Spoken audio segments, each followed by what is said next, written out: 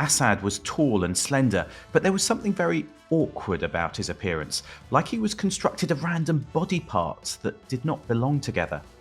Some of the rebel graffiti called Assad the giraffe. He had a long neck that stretched into a weak jaw, topped with a faint, boyish moustache. His ears looked more elfin than human, but all of his weaknesses, his appearance, his lisp, the cerebral medical background, played in his favour. For they led observers and enemies to underestimate him. It was a costly mistake. The president, like all of them, was a murderer. Welcome to The Rest is Classified. I'm Gordon Corera. I'm David McCloskey. And that was a quote from a book called Damascus Station by, checks his notes, David McCloskey. Who'd have thought? How did we manage to get that in there? Oh, goodness. That was from your novel, based, of course, on your experience of having been in the CIA and served out there in Syria, explaining the character of the president of Syria, Bashar al-Assad. But Bashar al-Assad, as we know, is no more. We did an emergency pod the other day looking at news of his downfall. But today we're going to be looking at a story which talks more about the nature of his regime, I guess. I mean, what we described as a mafia state. And we're going to look at the story of the assassination of the Prime Minister of Lebanon back in 2005 and how that really perhaps changed Syria and the Middle East and what it tells us about Bashar al-Assad. So when I was at the CIA, I was a Syria analyst for my entire time there.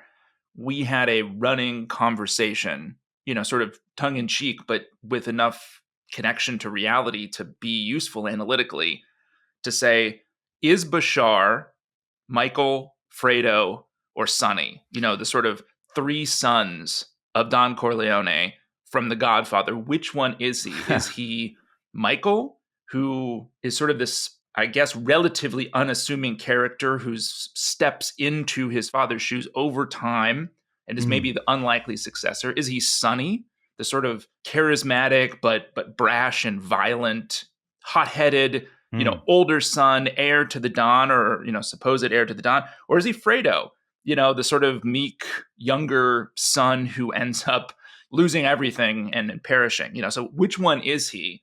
And I think this story is going to show us, we could have this bigger discussion about which one in the end was Assad, which I think we'll come to.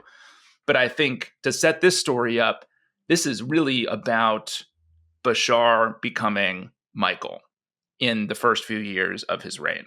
And we're going to look at it particularly through this lens of the relationship between Syria and Lebanon and an assassination in 2005, which I guess is interesting, isn't it? Because it shows a moment, a very dramatic moment, when you see the true nature of Bashar al-Assad, and in a way which points towards what his regime will become in the subsequent years, leading then eventually to its kind of decay and eventually, its downfall, as we've just seen.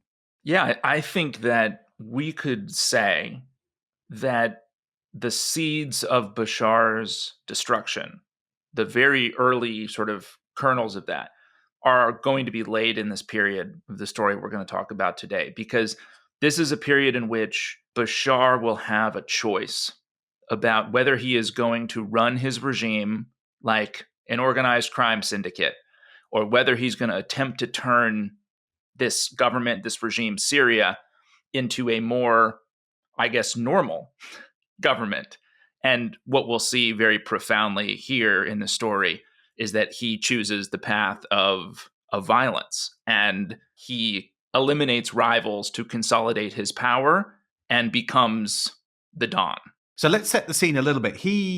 Bashar becomes president in 2000. What kind of a regime is he taking over? I mean, it's a family regime. His father has been governing it for decades. And it's a security state, isn't it? Already at that point, pretty heavily. I think there's probably four critical elements for listeners to understand to grasp the regime that Bashar takes over in 2000 when he becomes president. So his father has died, had a heart attack. Bashar takes over in June of 2000. Number one, this is a regime that is run by a very, very small group of men. It's a family business. And a lot of these guys, and they're all guys, have been around for decades. So there is an old guard, a generational gap between Bashar and a lot of the people that are in his government. The second thing is that not the entire regime and not the entire government, but really significant pockets of it in the military and in the security services and kind of the strategic sectors of the economy are run by Alawites. Now, Alawites are an offshoot of Shia Islam. It's kind of a secretive group. They've been seen as heretical by most Muslims throughout their history. They've been intensely persecuted, pushed into the mountains of northwestern Syria. The Assads are Alawites, and they have basically built a regime in which Alawites hold the key positions in the military and in the security services. They have been tested unbelievably over the course of the 3 decades that the Assad family has been in power. There's been an insurgency, there's been coup attempts. The Alawites are in Damascus running Syria. Third point, these security services are, and we've seen this week, Gordon, with a lot of the footage coming out of these prisons. They are absolutely brutal, paranoid, deeply cynical, amoral organizations. And in fact, the seeds for Syria's security state, one of the guys who helped Assad develop this is a former Nazi who actually trained a lot of these security services. There's a massive network of prisons. There is what Syrians refer to as the wall of fear, that these security services, no one would go out and protest or even speak against the regime because they were so afraid of what would happen. And I can tell you from having watched these security services at CIA that these guys, many of them in these upper sort of positions, are psychopaths. You saw them up close, didn't you? Did you sense the kind of violence they were capable of? I mean, was that, because you were there in the 2000s, I mean, was it something people were aware of? What was keeping this kind of group, this family in power? These organizations were really the only thing keeping them in power in the end. I mean, it was a security apparatus staffed by people, especially at the upper levels.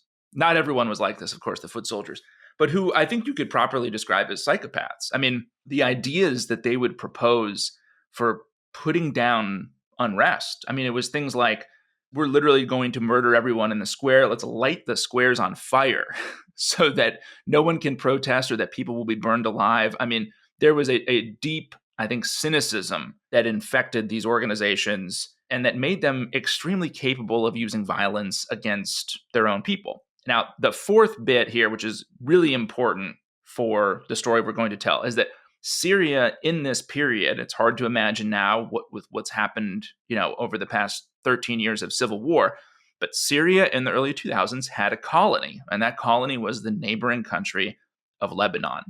Now, Damascus is just about 30 kilometers from Lebanon. It's like an hour and a half drive from Beirut to Damascus. It's very close. Syrian leaders over time have tended to see Lebanon as kind of part of Syria. And during the Lebanese Civil War in the 1970s, the Syrians invaded, occupied Lebanon, and over the course of really the 1990s, turned it into a vassal state. So when Bashar takes over, Lebanon is kind of a piece of sort of his crown jewel. It is a piece of his father's legacy, really, that he is keen to protect. And then let's talk a bit about Bashar himself. I mean, from that quote from your book that I read at the start, I mean, you get a bit of a sense of the man. We've all seen these pictures. He does look a bit kind of awkward, a bit kind of gangly. He's not originally supposed to be president. I mean, he's the kind of, the third child in the family, the second son. He's not the chosen heir. And he heads off to London. I find it extraordinary. He's a kind of eye doctor in London. If you'd been a cyclist in London in the early 90s and fallen off your bike and, maybe kind of hurt your eye or something like that, he was the guy who would go and kind of, deal with your eye injury or something like that. I mean, that's what some of his colleagues said were the kinds of things he was doing. I mean, he wasn't a man intended for leadership, was he? No, not at all. And, it's very interesting to now go back and read some of the accounts of Bashar in the 80s or early 90s, before he's ever in line to be the president. And you get this picture of a deeply awkward, shy, soft-spoken young man who really doesn't like the limelight, terrible public speaker. You mentioned, he's the third child. He's got an older sister who doesn't like him very much. He's got an older brother named Basil, who also doesn't like him very much, makes fun of him in front of others, including on things as sort of mundane as making fun of his ping pong game. The two brothers kind of don't get along very well. But then in 1994, Basil is driving a Mercedes on the road out to Damascus International Airport. He's trying to catch a flight to Germany. He's going about 100 miles per hour. It's very foggy, and he slams into this sort of centerpiece of a roundabout on the way to the airport. Now, I've actually driven on that road. I will say that Syrians drive like maniacs and drive as though they only care about the front of their car in general. They don't treat the rest of the vehicle as their responsibility. Driving in Syrian sort of Damascene traffic is an absolutely terrifying experience. And Basil this morning is going 100 miles an hour to the airport. Car rolls over. He's killed. He's apparently not wearing a seatbelt. And Bashar, as you mentioned, he's in London. And Bashar gets called back to Damascus in 1994 to essentially cancel his ophthalmology career and take over the family business, which is running Syria. Yeah, I love the detail that he lived in a rented flat in London, kind of played down his parentage, and he listened to Phil Collins and Whitney Houston records. Seems to have been one of his main pastimes. But then suddenly, he goes from that life in a rented flat to heir apparent. And in 2000, when his father, Hafez al-Assad, dies, he's suddenly there. I mean, as a relatively young man, relatively unprepared, he's the president. He's the big guy. He's head of the family. This is worth mentioning because the chronology here is important, and it tends to get a little bit lost in the story about his ascension to the presidency, because he does go through a crash course between 1994 and 2000 to learn the family business. He's sort of rushed through military training. He is given increasing sort of responsibilities inside the regime. And by the late 90s, he is given responsibility for the Lebanon portfolio. So he starts to become somebody who is deeply involved in Lebanese politics, running Lebanon in the 90s. So Bashar he's not like brought back and then put on the throne right away. His dad kind of runs this course over 6 years to train him. The other thing that happens is he gets married in 2001 to Asma. She's a Brit. Her parents are Syrian, but they live in London. I mean, she's born in Acton, West London. Not the most, no offense, listeners in Acton, but it's not the most glamorous suburb of London. And, a kind of Pebble Dash house, educated at a Church of England school, then at Queen's College. Discovered a friend of mine had been a few years after her at the same school. And I don't think, she'd made a huge impression there, but she was doing computing and then goes into banking. But then she gets married. And I think she is part of this question about Bashar at this point, isn't it? Which is he going to be a kind of modernizing figure who, with this kind of wife who is seen as very Western in many ways, despite a Syrian background, is he going to be seen as a kind of modernizing figure who's going to turn to the West? And, they go on a visit to London and they meet the Queen, and, Asma kind of walks around and she's compared to Princess Diana at one point. Later, there is this very famous Vogue cover story about her, where she is described as the rose in the desert. And it's interesting, because this became so embarrassing after later events that it's almost impossible to find the article now. It's been kind of scrubbed up the internet, but I found one, and it just, it kind of gushes over her. She's breezy, conspiratorial, and fun. Her accent is English, but not plummy. She's a rare combination, a thin, long-limbed beauty with a trained analytic mind who dresses with cunning understatement. Parry Match calls her the element of light in a country full of shadow. That was published, I believe, in February 2011, just before, kind of violence erupts in the country. But I think it also speaks to that period in the early 2000s when people wonder, are this couple going to change Syria? Are they going to modernize it? And I guess that's the open question at that point. Yeah, is she going to just become, an Acton girl done good in the world, right? Yeah. And, you look at them, you look at the pictures in that period, and yeah, they're young. I mean, Bashar sort of looks like a Frankenstein, weird kind of body part stapled together guy, but she's kind of glamorous. She's going to have the Vogue article in the future. And there is this question of, are they closet reformers? is he going to become his father's son, right? And sort of rule Syria with an iron fist? Or is he just in over his head? And is he going to be unable to consolidate power and really run Syria? Now, I will say what is absolutely true in this period of kind of the first few years of Bashar's rule is that he has a bunch of massive problems. You think about the region at that time, and in particular, the pressure that's coming from, these are the George W. Bush sort of freedom agenda years, right? We're in the run up to, and then, after the invasion of Iraq, the neocons in the White House are sort of talking about Syria as though it's what they call low-hanging fruit after the collapse of Saddam's regime in Baghdad. This is a period where U.S. envoys would go to Damascus, this is great diplomacy, Gordon, as you show up with a list of grievances and basically tell Bashar he needs to address each of them before you can improve relations. There's a ton of U.S. pressure. There's sanctions. And critically for Lebanon, right about in 2000, as Bashar is taking over, the Israelis, which have also occupied part of the country during its civil war, withdraw. And so you start to have this feeling in Washington, in Western capitals, and frankly, in parts of Lebanon, to wonder, well, why are we being occupied by Syria? The Syrians should withdraw too. So he's got big geopolitical problems, and he's also got problems domestically. This is an era, it's now almost impossible to remember this, but it was called the Damascus Spring. There was this hope from sort of Syrian civil society activists that there would be a political opening in Damascus. Assad sort of encouraged this a little bit. There were salons, there were groups of these kind of lawyers and activists that would meet, talk about the future, put together sort of political programs.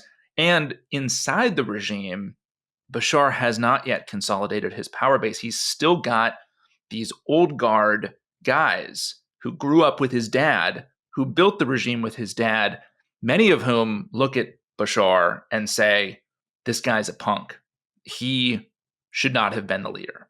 It's the hard men who basically think he's not tough enough to run this family and he's not good enough. And this is going to come to a head, isn't it, over Lebanon and over this issue about how much kind of freedom, how much independence Lebanon should have, with the West is obviously pressing for Bashar al-Assad to kind of release some of the hold he has over this vassal state.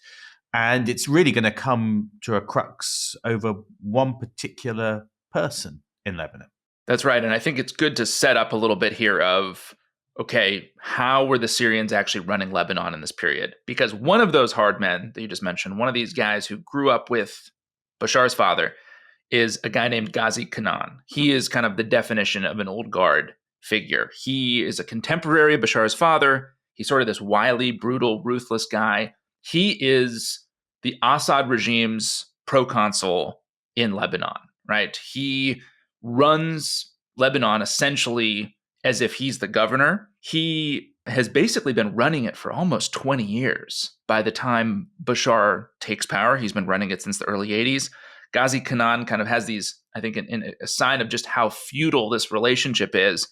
He has days on Saturday at his intelligence headquarters in this little town called Anjar, which is near the Syrian-Lebanese border, where he just kind of holds court. Members of parliament, businessmen, cabinet members, governors, mayors, security officials will come and they'll just cycle through asking for favors, advice, if they need intervention in a dispute. And so Ghazi Kanan has been this kind of power broker in Lebanon for a generation. And over that time, Lebanon has become the Syrian regime's cash cow. It is kind of the golden goose for Bashar al-Assad and all the men around him. It's a place where unskilled labor goes from Syria to work for low wages, but send back a lot of money. It's kind of a financial hub for the Syrian elite. They can get access to Lebanese banking and global markets. It's kind of like, it's a bit of a stretch of an analogy, but it's like Syria's Hong Kong. It is a way for Damascus to get access to the globe. In our kind of mafia analogy, I think of it more like Syria's Vegas. It's the cash cow, it's the party place, isn't it, for those Syrian leaders? Absolutely. And it is 100% a place that Syrians go to party. The nightlife there is, puts Damascus to shame. There are proper casinos. The first proper casino in Syria wasn't built actually until I was an analyst on the account. And I was actually able to go there and spend a little bit of pocket money at this casino outside Damascus. I will say it was the worst casino that I've ever been to in my entire life. and I would include a lot of what I would say were sort of low rent casinos in rural Minnesota in that tally. The casino in Damascus was terrible. It was understaffed. There were not enough blackjack tables. You were like 4 or 5 people back from the table, and you had to gamble because there weren't enough seats. You had to gamble on somebody else's hand. So you couldn't even get a spot at the table. You had to bet on the guy who was playing and how he was going to do. Anyway, I lost all my money there in about 20 minutes, and I never got it back. So Lebanon, Beirut, is kind of this flashy, jewel, and Syrians love to go there to party and gamble. And the mafia bit here is key because the Syrians are basically running a monstrous protection racket in Lebanon, right? They're taking a cut. Syrian intelligence officers and officials are taking a cut of everything. They're siphoning funds from development projects. They're kind of building import monopolies for themselves. In some cases, they're actually just taking direct payments from the Lebanese. The Lebanese politicians would show up at meetings with bricks of cash to get what they wanted from the Syrians. And the Syrians, to take the casino analogy again, they're actually literally just skimming cash right off of the casino. There are these stories about how every night at around 3 a.m., Syrian intelligence officers would show up at the casino and take about half the cash away. So tens of millions of dollars every year from that casino alone. And the best estimates, and I should commend here a book on this period in Lebanon and Syria by a wonderful journalist named Nick Blandford. It's called Killing Mr. Lebanon. He has sources in here who put the value of all of this racketeering to these Syrian capos at about $2 billion a year, meaning that by the time Bashar is kind of in power, maybe up to $30+ billion have effectively been skimmed off of Lebanon and dispersed to the Syrian elite. And I think worth mentioning, as we see these videos of Assad's palaces and garages and all these crazy sports cars that he's got, is that this is where that money was going in many respects, was into the pockets of a very small group of people around Bashar al-Assad. And we're in the early 2000s, and there is a challenge, isn't there, David, to the way in which Syria has been able to control Lebanon as a vassal state. The personification of that challenge is going to be a man named Rafiq Hariri, also nicknamed Mr. Lebanon. So Rafiq Hariri is a Lebanese Prime Minister. He was the Lebanese Prime Minister for 6 years in the 90s, and then he is the Prime Minister again when Assad takes over Syria in 2000, and he's the Prime Minister at this point in our story. Now, Rafiq Hariri, he's a Sunni. He grew up quite poor in this kind of coastal city of Sidon. He is, though, extremely entrepreneurial, energetic.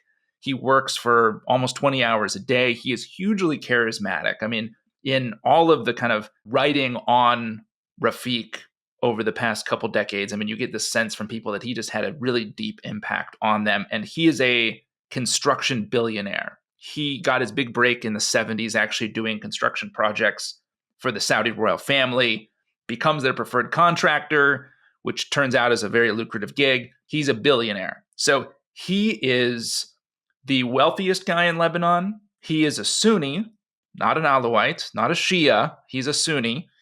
And he enters politics when the Lebanese civil war is over and really takes on this economic program in the 90s of reducing inflation, rebuilding the country, privatizing a bunch of key industries. And by the time Bashar's in charge, Hariri is kind of the man in Lebanon. He's Mr. Lebanon. And Bashar and Hariri, Gordon, they don't like each other very much. There's actually stories from their first meeting in like the mid-90s where Rafiq Hariri sort of, again, kind of portly plumber, sits on the edge of Bashar's desk and says, don't worry, Habibi, I'll take care of Lebanon, and Bashar and him, there's just instant dislike between these two guys.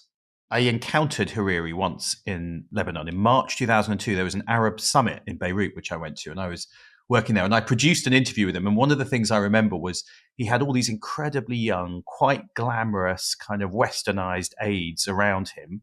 The summit was also at the Phoenicia Hotel. And it was a kind of extraordinary occasion where leaders from all the Arab world were coming. But he was the kind of big man who was also projecting this image of Lebanon as being kind of more pro-Western, or at least willing to kind of engage with the outside world in a different way. And you could sense some of the tension that some of the, other Arab leaders felt. And I guess especially Bashar al-Assad, she's like, who is this guy? And especially if you're Bashar, you're like, this is my vassal state. And who is this guy who is pointing in a different direction from the one I want to point in? And at the same time, Bashar's got all this pressure from Western governments to modernize and to westernize, but also tensions within his government. And so you can see why this is a problem for him. If he's got a prime minister he thinks he can't control, or he thinks is taking the country in a different direction. Maybe he's worrying about it more than he needs to, but that seems to be his kind of slight paranoia. Well, he probably does have some reason to be threatened. I mean, Rafiq Hariri in this time period is sort of casually referred to as Mr. Checkbook. He's throwing money around. There's this great story about how Rafiq Hariri wants to go to Damascus to meet with someone in the Syrian government, and there's no helicopter available. And he's talking to the U.S. ambassador and says, could I get one from you guys? And the U.S. ambassador says, absolutely not. And Hariri offers to buy 3 helicopters from the United States right on the spot. He's got this kind of media empire. He's building a TV station.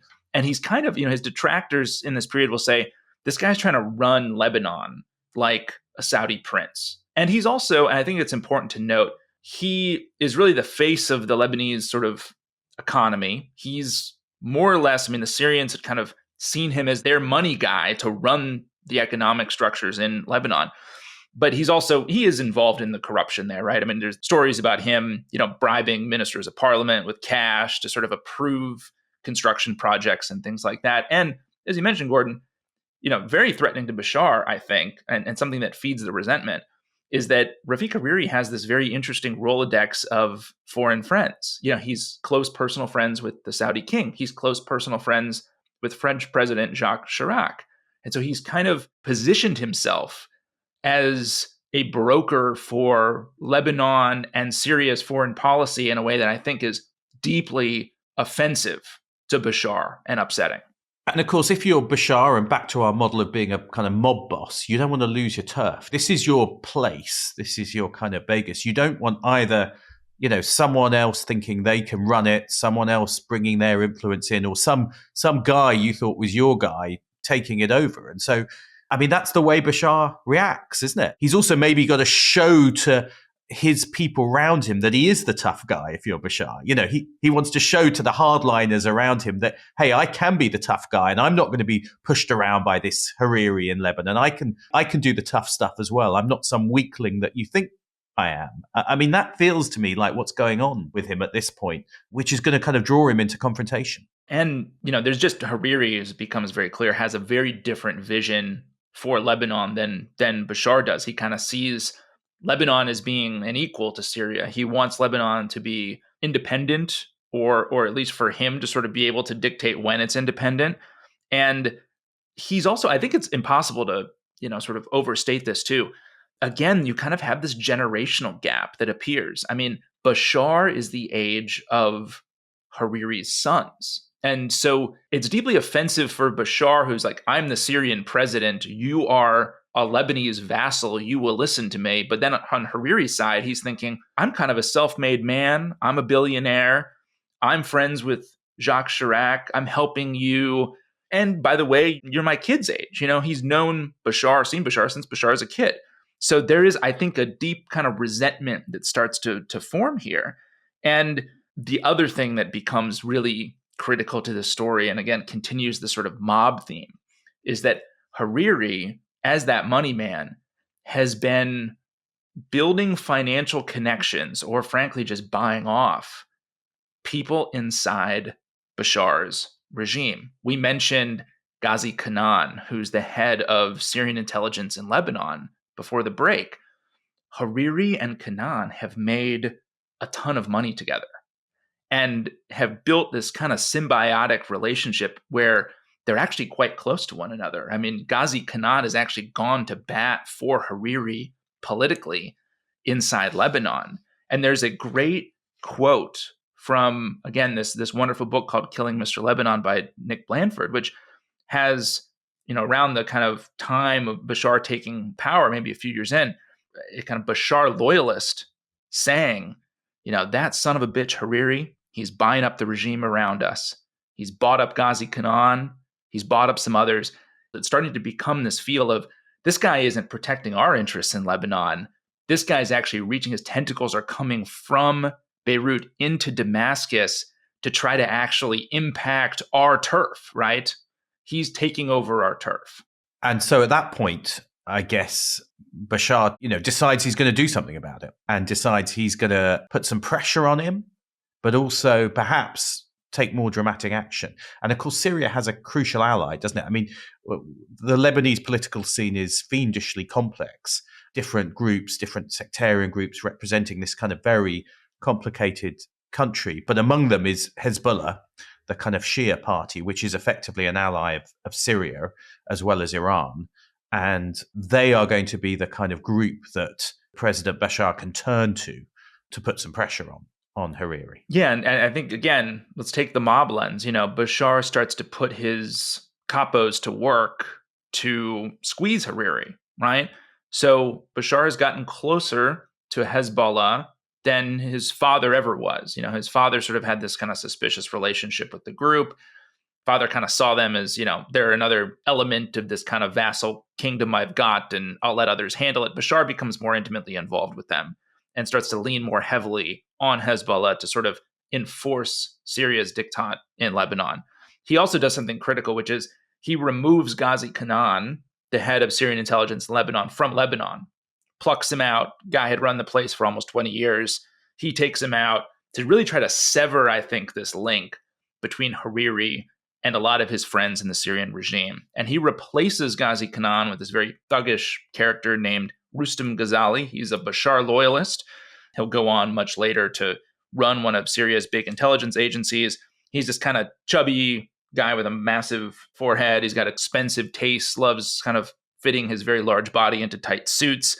And he's seen as very heavy-handed, much more so than Ghazi Khanat was, maybe a little bit more uncomfortable kind of navigating the Lebanese scene because he's new to running the place. And they start to squeeze Hariri. They probably in this period have recruited Hariri's head of security as a spy. Hariri becomes convinced of this and starts to feed his head of security information to see if the Syrians end up with that information. It's called a barium meal. Of course they do, and Hariri fires the guy, but then he gets rehired elsewhere in Lebanon by the Syrians. Hariri becomes deeply paranoid that his residence is being bugged. He's kind of putting the TV on for conversations and taking politicians into a small bathroom and turning the water on to talk to them. Kind of classic spy stuff where he really does feel like but he's right to be paranoid. They are out to get him. This isn't paranoia. They've decided, do you think at this point they want to get rid of him, that he's done for? I don't think so. Not yet. By 2004, it's true that the relationship between Bashar and Rafiq Hariri is deeply, really trust has been severed, right? They never liked each other, but 4 years into Bashar's rule, things are coming to a head with kind of this dance between both sides. And the most visible symptom of this dispute is that the Syrians are trying to push through an extension for the term of the Lebanese president. President at this period is a guy named Emil Lahoud. He's a former army commander. He's kind of a Syrian toady. He's very close to Bashar al-Assad. And his term is going to be up in November of 2004. The Syrians want to extend him because they see him, along with Hezbollah, as being kind of another ally in Lebanon. Rafiq Hariri hates Emil Lahoud. Emil Lahoud hates Rafiq Hariri. And the dispute between the two of them starts to really upset this delicate balance that the Syrians have tried to run in Lebanon, where Hariri's the money guy and Lahoud is kind of the security and military guy. And you now have these two pieces of your machine starting to work against each other. And so at what point, though, do you think that Bashar and the Syrians decide we can't deal with Hariri anymore. He's got to be dealt with. I mean, because they're going to go for the most dramatic option, aren't they? I mean, they are going to go for him, which is out of the kind of bounds of normal behavior here. Normally, you'd kind of maneuver someone out, but they make a decision that they are actually going to have to take him out. I think they're not quite there yet in the middle of 2004, because there is this very critical meeting that happens in the middle of that year where Hariri is summoned to Damascus. He goes to Bashar's office, which now we've all seen the pictures of that have come out of, rebels tromping through there. And Bashar tells Rafiq Hariri that, we're going to extend the Lebanese president's term. And Hariri says, well, we must discuss this. We've got to talk about it. And Bashar basically says, look, there is nothing to discuss. I am Emil Lahoud and Lahoud is me. I would rather break Lebanon over your head than break my word. And Hariri, and I think a sign of that, Hariri is like, hey, I'm actually above you, or we're at least equal. He says, you've got to listen to me, and pay attention to what I'm saying. And Bashar says, I've only known you for 4 years. You go back to Lebanon and you give me your answer within 48 hours of whether you're going to comply. The meeting lasts for 15 minutes, goes terribly, of course. Hariri goes back to Lebanon and eventually calls one of Bashar's enforcers and says, you win. And then, of course, promptly does what a good billionaire would do. He gets on his yacht and flies out and goes to Sardinia to hang out for the weekend. And when he comes back, he's trying to figure out, can I get out of this? Because you need the Lebanese parliament to approve it. And he calls Rustam Ghazali, this sort of dome-headed Bashar enforcer in Lebanon, and says, I will give you $20 million if you tell Bashar that I cannot pull off the extension of the Lebanese president. And here, apparently, Rustam Ghazali tells Hariri, go fuck yourself. No, you got to push this thing through. And he does. And here is where, Gordon, as you mentioned, I think we start to see the Syrians saying, maybe we cannot actually twist this guy into doing what we want. Maybe we're going to have to take some more dramatic measures, because they start turning to Hezbollah to watch Rafiq Hariri. Because if you're a mob boss who wants to show you're tough and someone doesn't do what you tell them, then you got to bump them off. They got to sleep with the fishes. I'm sure many of our listeners will remember that Hezbollah was one of Assad's closest allies during the civil war and sent fighters into Syria to support, the Syrian military's operations against rebel groups. And we're getting kind of an early picture of how critical this partnership between Bashar and Hezbollah will be to protecting the Syrian regime, because what happens in this period is Hezbollah is a very effective paramilitary group. They're a terrorist group, but they're very good at running intelligence operations inside Lebanon. And so what Assad and his capos do is they essentially go to Hezbollah, and Hezbollah begins to put Rafiq Hariri under surveillance. And so it's going to end up being an operation that's frankly going to change the face of the region, the Middle East. It's going to have dramatic repercussions for Syria's role in Lebanon. And it's going to help us understand, going back to the Godfather analogy, is Bashar going to become Michael, or is he going to become Fredo? And maybe there we'll leave it. And when we come back next time on The Rest is Classified, we'll see whether Bashar can step into his father's shoes. See you next time.